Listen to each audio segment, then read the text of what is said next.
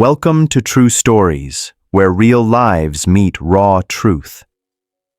In today's story, we uncover what happens when a stranger enters a grieving home and brings more than just charm. A young girl's intuition is dismissed until the danger becomes undeniable.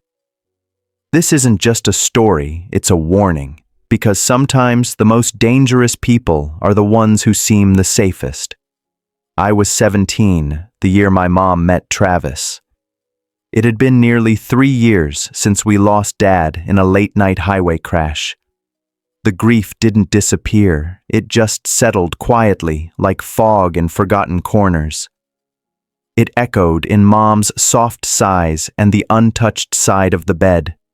For the first year, she barely left the house. But by the third, the fog began to lift. She laughed again, small, fragile laughs at first. Then, one night, her laughter came with someone new. Travis stepped into our lives on a chilly Friday evening in Eastwind, our little coastal town.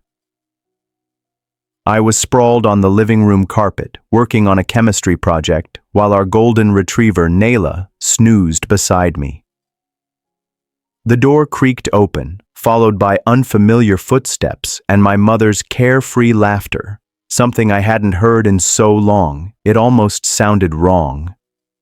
"This is my daughter, Wren," Mom said gently, her hand resting on his forearm. "Wren, meet Travis." He looked polished, neatly parted hair, tailored coat, shoes that gleamed. His voice was smooth, confident, too confident. He shook my hand with a grip that felt more like a performance.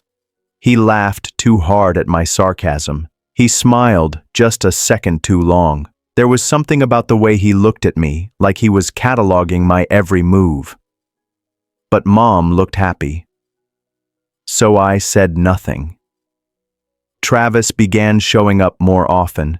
Dinners turned into sleepovers. He brought gifts, things I'd only casually mentioned in passing. A hoodie from my favorite band, a hardcover sketch journal. Mom thought it was sweet. I felt watched. One night, I got up late to grab water. The kitchen light was on. I expected to see Mom.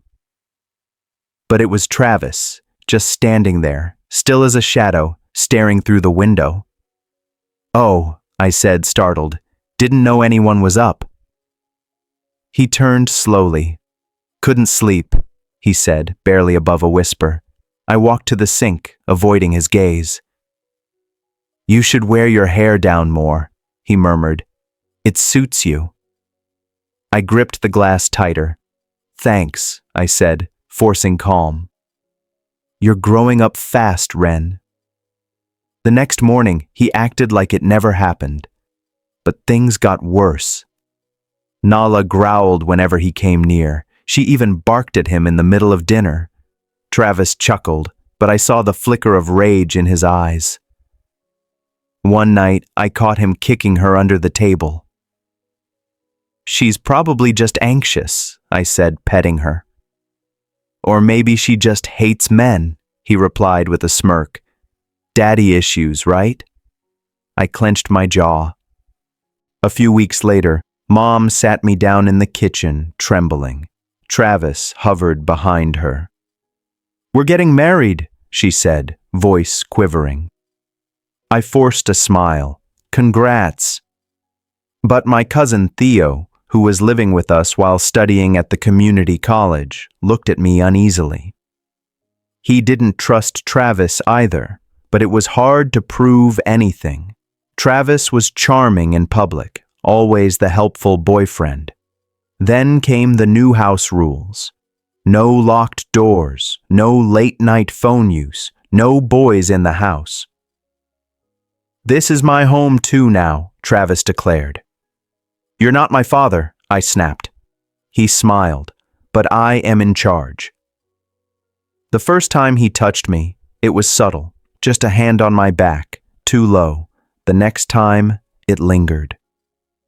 "You don't realize what kind of attention you attract," he whispered. I told Mom. She laughed nervously. Travis would never. You're just being sensitive." But the truth was already unraveling. One night, I overheard them in the garage. "I said no, Travis," Mom's voice cracked. "She's my daughter. You don't control her." "She walks around like she wants it," he snapped. Then a loud crash. I found her crying in the laundry room, a bruise blooming on her face. That night, Theo and I decided to dig deeper. When Travis left for what he claimed was a business dinner, we searched the guest room he used. Hidden inside a locked gym bag were fake IDs, burner phones, credit cards with half a dozen different names, and a loaded pistol.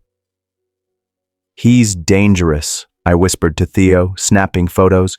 "Tomorrow, we show Mom everything." But we didn't get the chance. The next afternoon, as I unlocked my bike to ride to the library, Travis's car rolled up behind me, quiet, slow. "Did you go through my things, Wren?" I froze. "You're smart, smarter than I thought." He stepped out of the car, calm like a predator before the pounce. "But you made a mistake." Then he pulled a knife from his coat. I turned to run, but he yanked my backpack and slammed me to the pavement. "I told her you were trouble," he growled. "She wouldn't listen." I fought like hell. Kicked, scratched, clawed. He raised the knife. I managed to jam my knee into his leg and grabbed the blade as he dropped it. My hands were slick with blood, but I didn't stop. I fought like my life depended on it, because it did. By the time it was over, Travis lay collapsed in the driveway.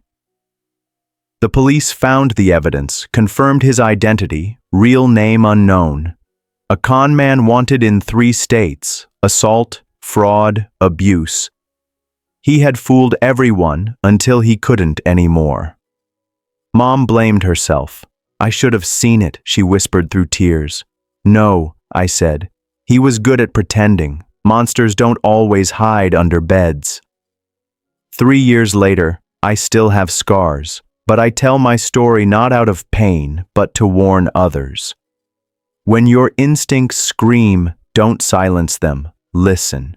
Because sometimes the most dangerous people are the ones who smile at your dinner table and call it love. Moral of the story: trust your instincts even when no one else does. Because not all monsters look like villains. Some wear charm like a mask.